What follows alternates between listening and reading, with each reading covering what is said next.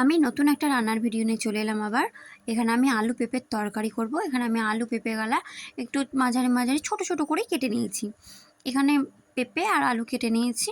এটা আমি গরম জলে একটু ভাপিয়ে নেব, মানে 70% মতো সিদ্ধ করে নেব। তা আমি কড়াইয়ে জল দিয়ে দিচ্ছি, তার সাথে অল্প পরিমাণ মতো নুন দিয়ে আমি আলু পেঁপেটা দিয়ে দিব।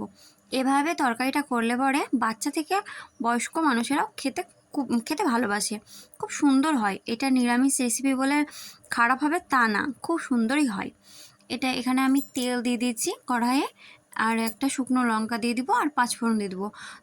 তোমরা ঝালের পরিমাণটা বুঝে শুনে দিও। আর দিয়ে পেঁপে আর আলুটা, সিদ্ধ পেঁপে আলুটা একটু ঠান্ডা করে দিয়ে দিব কড়াইয়ে।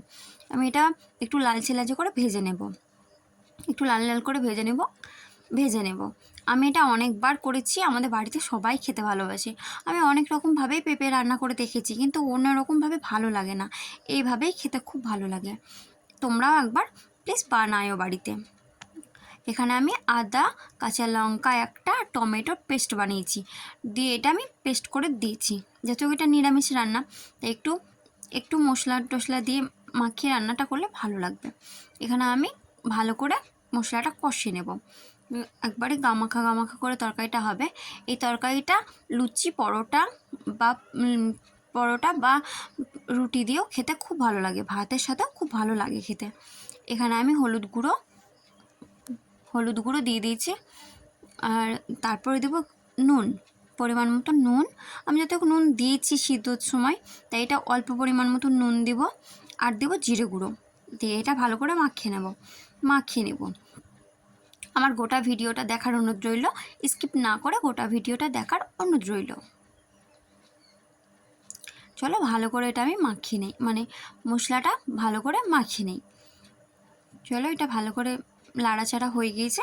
এখানে আমি জল দিয়ে দেবো পরিমাণ মতো জল দিয়ে দেবো। তোমরা যদি চাও তো একটু ঝোলঝোলও করতে পারো, বা একবারে কষা কষা রাখতেও পারো। এটা খুবই সুন্দর লাগে খেতে, একবার বাড়িতে ট্রাই করে দেখো।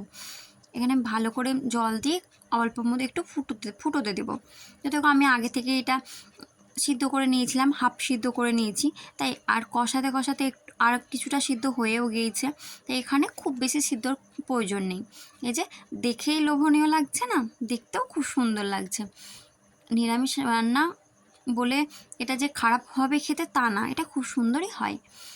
এখানে আমি গরম মশলা দিব অল্প মতন, গরম মশলা দিয়ে দেবো একটু অল্প মতন। আমার ভিডিও তোমাদের কেমন লাগে জানাও কমেন্টে, আর লাইক কমেন্ট শেয়ার করতে ভুলো না। আর আমার ভিডিওতে বা আমার পেজে যদি তোমরা নতুন হয়ে থাকো, প্লিজ সাবস্ক্রাইব করে পাশে থেকো।